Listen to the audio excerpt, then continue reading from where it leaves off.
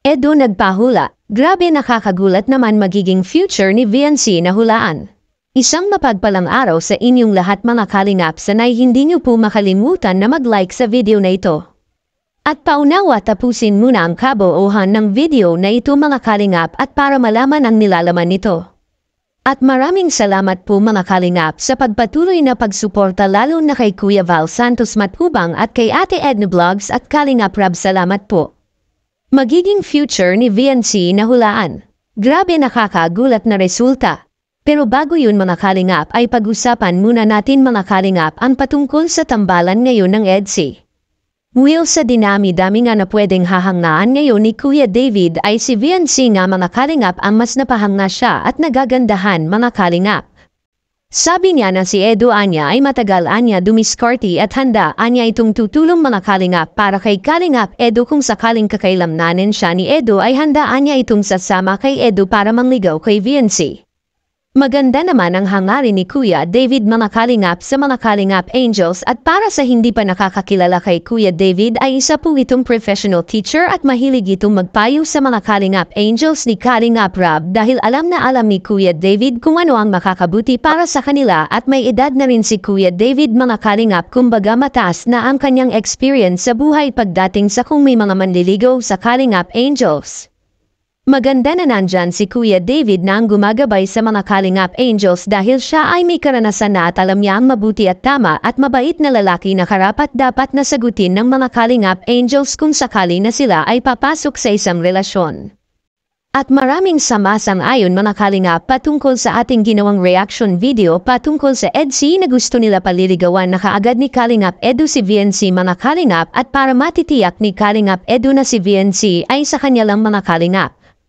Will ito na nga ang hinihintay ni Kalingap Edo na darating siya dito at hindi siya nagmamadali si Kalingap Edo sa magiging relasyon nila ni VNC. Talagang dinadaan ni Kalingap Edo ang lahat sa mabuting proses at sa tamang panahon dahil maaring may hindi magustuhan at makitaan si Edo ng masama dahil na nga ay si VNC ay wala pa nga ito sa wastong gulang ngayon.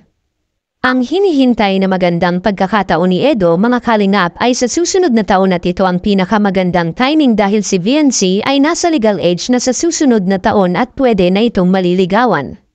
Na walang anumang magiging problema sa kanyang panliligaw. Sa mayon ay mag-focus muna tayo mga kalingap sa pabahay kina VNC at sa iba pa dahil wala pa sa tamang panahon ang ligawan ngayon ng EDC. Samantala may mga nagtatanong patungkol sa pabahay kay VNC at may nagsasabi na sa susunod na taon pa niya matatapos ang pabahay kina VNC.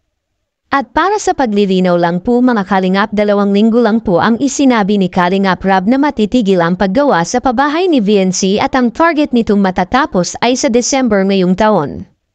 At saktong-sakto po ito sa pagbabagong taon bago rin malilipatan nila ni VNC na bahay.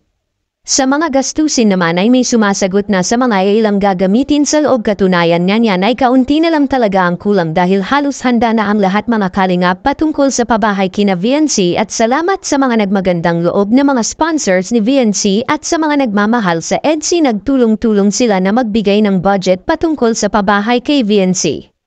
At sa kabilang dako naman mga kalingap, Edo nagpahula at magiging future ni VNC na hulaan.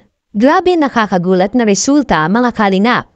Ang hula ay may mga ilan na hindi naniniwala dito ngunit may marami naman sa mga hula na talagang nagkatotoo mga kalingap at ito'y nangyayari sa totoong buhay.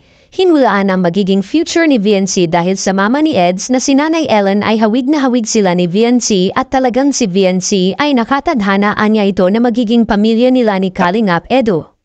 Anong masasabi niyo po tungkol dito? Please comment and God bless you all.